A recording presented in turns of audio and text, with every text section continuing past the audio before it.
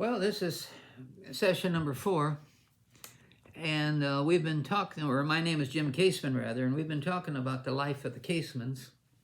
And again, it was my children who talked me into doing this because they wanted me to write my life story, and I said, I'm not one to write a book. I don't know how to do that. And so they talked me into doing this. I used what we did, the how to have an intimate walk with God. We did little 10-minute segments, so we're doing this little 10-minute segments. Now, taking the first few weeks or times, I don't know how long, to talk about my first 29 years, which is really not very good with alcohol and drugs, and thinking that then we got born again at 29, and then we really start talking about different things the Holy Spirit did in our lives, and that's what we're looking forward to. But I decided to do all of this, even though it looked bad, really bad, suicide and everything, that there'd be other people who were thinking of suicide and different things, but hey, they found out if Jim Caseman can go through all of this and end up in the ministry and all of these things, there's hope for me. And just one young lady, just a month ago from this taping, I was in a church, actually in Canada. No. It was up in the northwest of the U.S., and I was told ahead of time that, no, I was not told ahead of time. Afterwards, they told me, when you mentioned your testimony about suicide, there was a young lady, teenager, that was thinking of doing suicide. And it set her free when she heard me share that about my testimony. So I'm trusting maybe somebody will play this life of the Casemans and be encouraged and go on with their Christian walk. But anyway, we were talking about the country school, how we had an indoor toilet, hot lunch program. One thing I forgot to mention about the country school was we had up to 17 students at one time. One girl that lived about a mile across country from the school, she was good size, tall and muscular. And her mother had died. She had 2 brothers at least, and their mother had died when the boys were still grade school or whatever. But anyway, she ended up raising these boys. She was tough, and if there was any fighting, fist fights, she'd knock all of us down.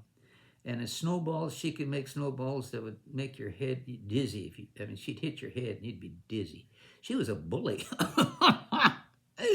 Nobody messed with Emogene.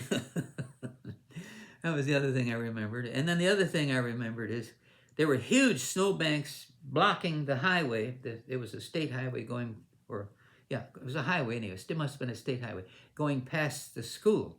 And of course, the snowplow couldn't move the snow. They had to come in with these big snow blowers. And so right outside the school, it was just like going through a tunnel. And so we went in and we dug behind it. And so we opened and we come out and made an opening right there where the cars were going by. And so that we could hear a car coming, and then we'd throw the snowball before the car came, and it would hit it right in the windshield. Well, one day, one man really got upset, and he come into the school. And he really got after the teacher because of what we were doing, throwing these snowballs at these cars. And of course, that put an end to that. So anyway, and then the other thing about the country school is, as we got a little older, somebody brought a rifle to school with bullets. Well, and after we ate our hot lunch, we had plenty of time to go back over the hill and down there where that spring was and everything, and be shooting whatever, birds or whatever. Well, the teacher found out we had a rifle, and she, of course, confiscated it with the bullets. And then this teacher in the country school was going to throw all these bullets in the furnace. Remember that coal furnace? And we were pleading with her, don't throw those bullets in the furnace. That's not good. And of course, she just thought we were trying to save the bullets for later for ourselves. Well, she finally gave up and did not throw them in the furnace. And I think she found out after she got home with her husband that night that that was the smart thing to do. Oh, my goodness. Okay, well, those are some of the other little things in our country school.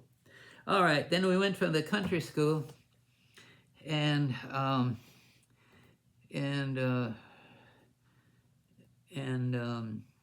let's see, that caught that. Oh, and also one day on school, because remember we have this half mile to walk to meet the teacher out of the highway, we actually caught a baby deer on the way to school, and we quickly caught him and tied up his feet with our belts and carried him back to the farm and put him in the granary and rushed out there to meet the teacher. And then that day, of course, we came back to the granary and started feeding him. So he became our pet. The only problem was when he got bigger, we had to release him because we could have got hurt, I suppose. I think we got parents talked us into releasing him. We never saw him again because I think what happened, you know, when hunting season came, he was not afraid of people. And of course, he was an easy shot, is all I can figure out, because he never came back. Because before that, he'd come back once in a while to the farmyard, you know, because he was our pet. So that was kind of a sad day. Well, anyway, I'm kind of looking here to see if I missed anything. And nope, I guess that's it. So that took care of the rest of the stuff as far as the country school.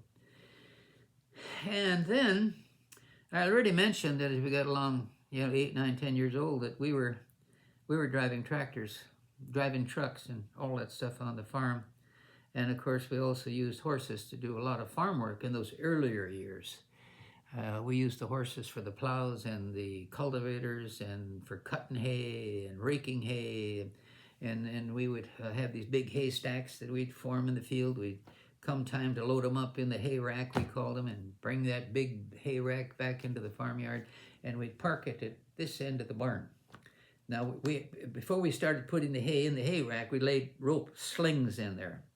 All right, so we'd park it here in this end. Now, the horses would go to the other end. Now, they were pulling this hay wagon, and then they'd go to the other side of the barn, and we hooked them up with this rope that ran from this, that ran through the on rollers in that window way up high in the hayloft. That rope would run across that roller down to where we were, and we attached it to the sling. And the horses were strong enough. They would take off, and the road would tighten up, and this whole hay rack full of hay would be pulled up, the whole load at one time, and it would be pulled up into the hayloft.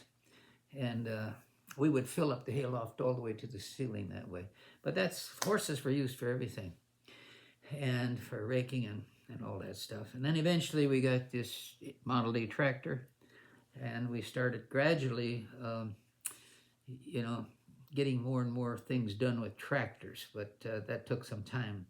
Meanwhile, we were driving tractors, and of course we had a pony. We had horses that we could ride as young boys. We would jump on the horse. We had a 200-acre pasture out this way, north of the farm, and then there was hills running through the middle of it, so you didn't know. One day, it depended where the wind was from. If the wind was from the north, the cattle would be on the north side where you couldn't see them behind the hills. If the wind was from the south, they'd be close to the barnyard. If the wind was from the east, they'd be on the east side of the yard. You know, it's interesting how the cows would go against the wind until they couldn't go any further, and that's where they lay down and chew their cud. So on the days where you couldn't see where they were, you'd jump on your horse and run out there and find out where they were. Usually go on top of that hills, going across the center, and you could see where they were at. And we would bring the cattle home so that we could milk them. And so that's another way that we used the horse. All right. Well, that was horses, and eventually the tractors. All right. Then we had the same school teacher for 6 years out in the country school, Mrs. Heimer. And of course, every morning we started school by praying the Lord's Prayer, and she'd read out of the Bible and a devotion every day, the 6 years that we were out there. So thank God we had a Christian school teacher. And what else? And so then, that was for all 6 years. And then so after those 6 years, then now it's time to go to high school. And so now we have to drive 8 hours a day. And of course, my brother was about a year or two behind me. I can't remember. And so he would be finishing his grade school in town, and I would be beginning my high school years as a freshman. And that was quite an adjustment because we were farm kids. And now we got acquainted with the city kids. Found out that the city kids didn't have to get up at 5, 6 every morning to milk the cows before we went to school and all that sort of stuff.